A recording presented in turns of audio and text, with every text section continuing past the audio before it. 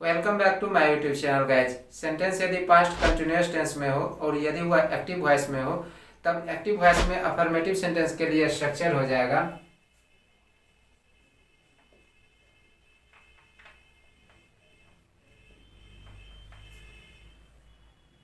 Subject plus was verb plus V4 plus object. और यदि sentence passive voice में हो तब पैसिव वॉइस के लिए स्ट्रक्चर हो जाएगा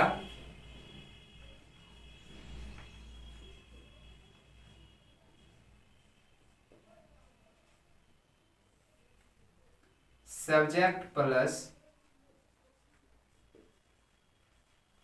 वाज वर्ब प्लस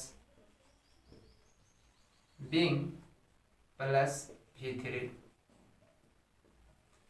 तो यदि सेंटेंस पास्ट कंटिन्यूअस टेंस में रहेगा अर्थात यदि क्रिया के अंत में रहा था, रही थी, रहे थे इत्यादि लगा हुआ रहेगा और यदि वह एक्टिव वॉइस में रहेगा तो एक्टिव वॉइस के लिए आपको ये स्ट्रक्चर प्रयोग करना है और पैसिव वॉइस के लिए आपको ये वाला स्ट्रक्चर प्रयोग करना है। एक्टिव वॉइस आप कैसे पहचानेंगे? जैसे कि यहाँ पर एक सेंटेंस है, सोहन मदद कर रहा था। यहाँ पर आप देखो मदद करना क्या है? क्रिया है और क्रिया का संपादन कर्ता द्वारा हो रहा है अर्थात आप कह सकते हैं कि इस वाक्य में प्रयुक्त वर्ब एक्टिव वॉइस में है। ठीक है। और पैसिव वॉइस को आप कैसे पहचानेंगे? यहाँ पर एक सेंटेंस है, सोहन की मदद की जा रही थी। यहाँ पर एक चीज आप देखो, मदद करने की जो क्रिया है कर्ता पर ही संपादित हो रहा है अर्थात आप कह सकते हैं कि इस वाक्य में प्रयुक्त वर्ब पैसिव वॉइस में है। ठीक है। तो सिंपली आपको समझना है, यदि क्रिया का संपादन कर्ता द्वारा होगा तो उस वाक्य में प्रयुक्त वर्ब को आपको एक्टिव वॉइस में समझना है और यदि क्रिया कर्ता पर ही संपादित होगा तो उस वाक्य में प्रयुक्त वर्ब को आपको पैसिव वॉइस में समझना है। सोहन मदद कर रहा था, यह सेंटेंस एक्टिव वॉइस में है तो इसे आप कैसे ट्रांसलेट करेंगे? Subject plus was verb plus verb का चौथा फॉर्म और यदि उस सेंटेंस में अदर वर्ब रहेगा तो उसे हम सबसे अंत में प्रयोग कर लेंगे। ठीक है। तो सोहन मदद कर रहा था, यहाँ पर सब्जेक्ट क्या है? सोहन। Sohan was helping. देखो सब्जेक्ट आ गया, ठीक है, फिर सब्जेक्ट के अकॉर्डिंग वाज आ गया, उसके बाद वर्ब का चौथा फॉर्म। वर्ब के चौथे फॉर्म से तात्पर्य यह है सिंपली आपको वर्ब में आईएनजी जोड़ देना है। ठीक है। तो सोहन मदद कर रहा था, सोहन वाज हेल्पिंग, यह सेंटेंस एक्टिव वॉइस में था। अब है सोहन की मदद की जा रही थी। अब यहाँ पर देखो ये सेंटेंस क्या है? पैसिव वॉइस में है तो पहले आप सब्जेक्ट लिख लेंगे। ठीक है, सोहन।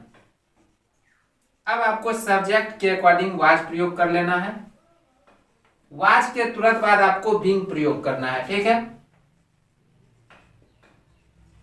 उसके बाद जो भी वर्ब है उसका तीसरा फॉर्म आपको प्रयोग करना है। ठीक है। तो मदद करना है, हेल्प का तीसरा फॉर्म क्या हो जाएगा? हेल्प्ड।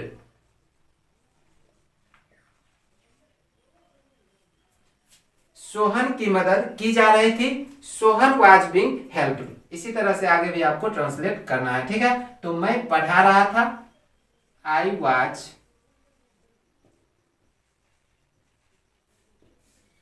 टीचिंग। मुझे पढ़ाया जा रहा था, आई वाज बीइंग टाउट। कमरा साफ किया जा रहा था, the room was being cleaned. कमरा साफ किया जा रहा था, the room was being cleaned. उस चोर को पीटा जा रहा था, that thief was being beaten। मुझे गाली दी जा रही थी, I was being abused। जंगल काटा जा रहा था, the forest was being cut. Match खेला जा रहा था.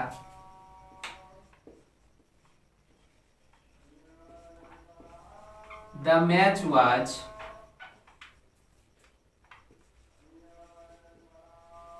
being played.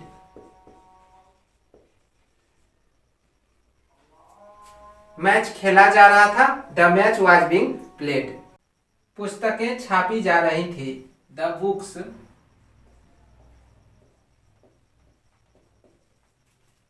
were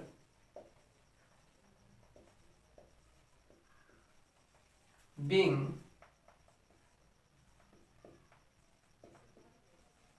printed. कार्य किया जा रहा था.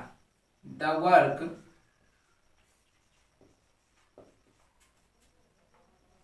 was being done. हिंदी पढ़ाई जा रही थी. Hindi was being taught. सड़कों की मरम्मत की जा रही थी.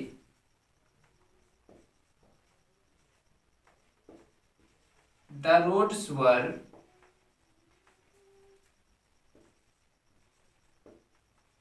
being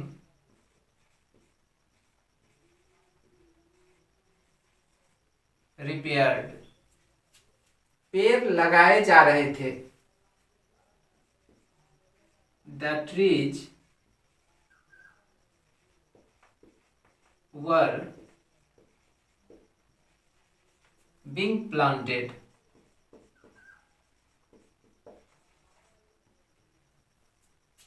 मकान को पोता जा रहा था.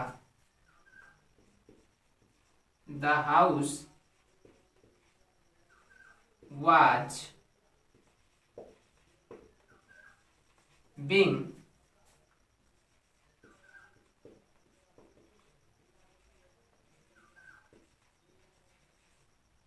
whitewashed. घंटी बजाई जा रही थी. The bell was being rung. Ram Sohan को पीट रहा था. सेंटेंस एक्टिव वॉइस में है. ठीक है, तो राम was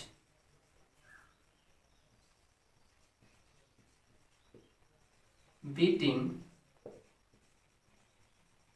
सोहन.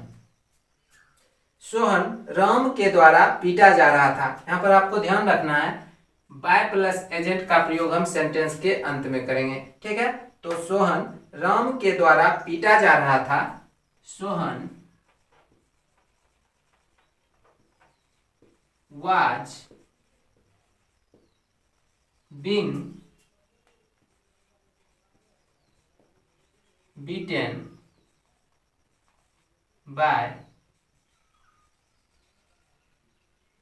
राम. सोहन राम के द्वारा पीटा जा रहा था. Sohan was being beaten by Ram.